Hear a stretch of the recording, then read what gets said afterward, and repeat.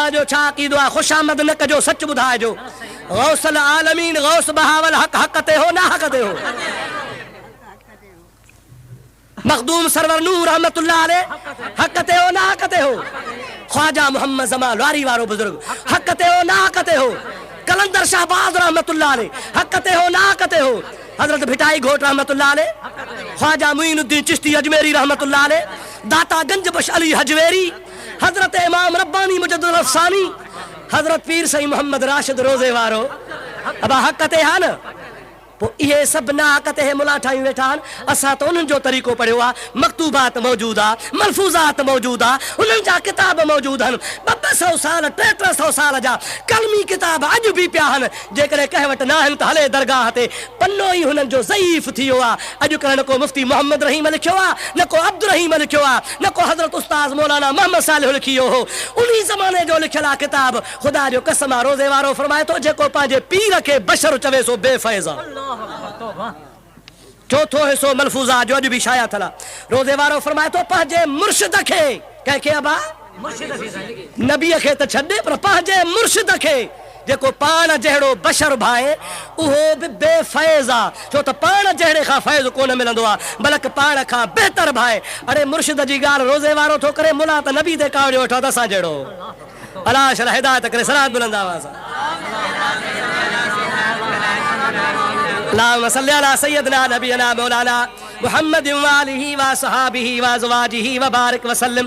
दोस्तो अज़ीज़ो मुस्लमान भाइरो, हाणे तव्हांजो छा ख़्यालु आहे, अवांजो छा नज़रियो आहे त असांजो तव्हांजो मसलक औलिया अल्लाह वारो मसलक आहे या ठिड़क ठगी त एतिरा दूठल आहे? औलिया अल्लाह वारो तरीक़ो आहे, बुज़ुर्गान दीन वारो तरीक़ो आहे, उन्हनि अल्लाह जे सालिहनि नेकनि बाननि जो तरीक़ो आहे। ख़ुदा जो कसम आहे जो अॼु बि फैज़ जारी आहे। सुभान अल्लाह। सारी रात सुबहान जागी जन याद कयो, उन्हनि जी अब्दुल लतीफ़ चवे मिटी अब लधो मान, पो कोड़े थियन कुर्बानो अचो आसन तल जे। उन अल्लाह वारनि जो फैज़ अॼु बि जारी आहे। अल्हम्दुलिल्लाह। अवां खे मां फ़ख्र सां अर्ज़ु कयां, दरगाह मुबारक ते अॼु ताईं मुंहिंजा प्यारा दोस्त तव्हां हलो, अवां खे उते ख़ुदा जे फज़लो करम सां 200-300 मुसाफ़िर शागिर्द मिलनि था। सुभान अल्लाह। 20-25 उस्ताद पढ़ाइनि था।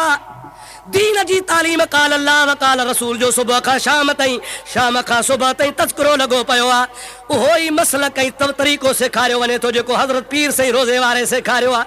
हज़रत रोज़े धणी रहमतुल्लाह अलैह खे पीरान पीर खां मिलियो आहे। पीरान पीर खे मुंहिंजे महबूब मोहम्मद सदके मिलियो आहे, असहाबनि जे ज़रिए मिलियो आहे। उहो ई मसलक पढ़ायो थो वञे पियो। अल्हम्दुलिल्लाह। असांजे दरगाह ते मुंहिंजा प्यारा न झंडो आहे, न मेलो आहे, न फिल्म आहे, न ख़ुदा जे फज़ल करम सां को मलाखड़ो आहे, न का बिदअत जी ॻाल्हि आहे। सुबुह खां शाम ताईं, शाम खां सुबुह ताईं ला इलाहा इल्लल्लाह जी तवार लॻी पई आहे। इहो अल्लाह वारनि जो फैज़ न आहे?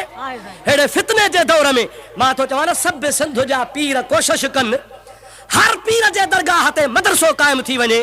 जीअं न क़िबला पीर सई सरदार महिनत कई आहे, कोशिशि कई आहे। हिन रजबी शरीफ़ ते ख़ुसूसी तरह तव्हांखे क़िबला मुफ्ती साहब ॿुधायो, ख़ुसूसी तरह पाण घुराए उलमा खे ज़ियारत जो शर्फ़ बख़्शूं, मानी गॾु वापरायूं। मुफ्ती साहब खे फरमायूं त तव्हां आलमनि खे ॿुधायो आहे त असां पंहिंजे सिंध जे अंदरि, मुल्क जे अंदरि दीन जे मदरसनि खे खोलण जो प्रोग्राम ठाहियो आहे। यानी एतिरो तवजो आहे। पाण चाहिनि था मिठी में मदरसो खोलियो, छाछरे में खोलियो, उमरकोट में खोलियो, ॾीपरे में खोलियो, जेके ज़िले ज़िले हेडक्वार्टर वॾा वॾा शहर आहिनि उते दीनी मदरसा आहिनि। दीन जी ख़िदमत कयो त मोहम्मद अरबी जो दीन वधे, रसूलुल्लाह जे दीन जी तालीम वधे, काल अल्लाह व काल रसूल जो ज़िक्र ख़ैर वधे। पीर साईं जो महिरबानी त ॾिसो मिसाल आहे। अवां ॿुधो हूंदो या न ॿुधो हूंदो, ताज़ो क़िबला मुफ्ती साहब मूंखे ॿुधायो। मूंखे वरी शरफ़ नसीब थियो, मां दरगाह ते ज़ियारत कई। हिकिड़ो कोटिया जो मौलवी आयो, क़ुरान मजीद जो तफ़सीर खणी आयो। कलमी त छा चइजे, सुभान अल्लाह। प्यारो तफ़सीर आहे, लिखाई भली, किताबत भली, गुलकारी भली, तमामु सुहिणो। पीर सई सरदार खे ख़बर पई, इतला मिलियो क़िबला ही किताब क़ुरान पाक आहे, तफ़सीर आहे, कलमी ॾाढो सुहिणो ख़ुशख़त आहे। इहो ही विकिणे थो। पाण फरमायो घणे थो विकिणे? 2 लख।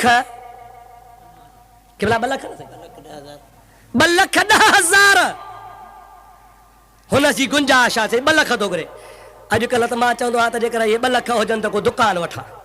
ये ना सही 2 लख हुजन तो मां वरी को सुठो को शॉपिंग सेंटर ठाराया या 2 लख हुजन तो को प्लाट वठा कार वठा गाड़ी वठा मुंहिंजा प्यारा दोस्त अजीज पीर साईं जन के इत्तला मिलियो मुफ्ती साहब के हुकुम फरमायो अब्दुल्ला फकीर के हुकुम फरमायो तो फौरन इहो कुरान मजीद हासिल कयो 2,10,000 ॾेई छॾियो असां जे ज़रिए हुन जी हाजत पूरी थी आहे हुन जे ज़रिए अल्लाह असां खे कुरान मजीद ॾियारियो हकीकत में पाण गोया पीर साईं तख्त वारे जी सुन्नत अदा कयूं हज़रत पीर साईं तख्त वारे खे ख़बर पई त बुखारी शरीफ़ फलाणे कुतुब खाने में आहे जेका कलमी सूरत में आहे हज़रत पीर साईं तख्त धणी हिज़्बुल्लाह शाह रहमतुल्लाह ताला अलैह फ़कीरनि खे मोकिलियो आहे हासिल कई आहे हासिल करण खां पोइ जो गाॾी में खॼी आई ख़ैरपुर स्टेशन ते लथी अची लुकमान सरबो हो तरी पाण फरमायो त जो लुकमान में अचे त महिल माफ़ो मोकिलिजो उन में बेरेशमी बिस्तरा विछाइजो कीम ख़्वाब जा बिस्तरा विछाइजो उन्ही खे कुल्ला ॾेई माफ़े ते खणाए अचिजो पर जंहिं महिल दरगाह शरीफ़ जे वेझो अचे त मां हिज़्बुल्लाह शाह खे ॿुधाइजो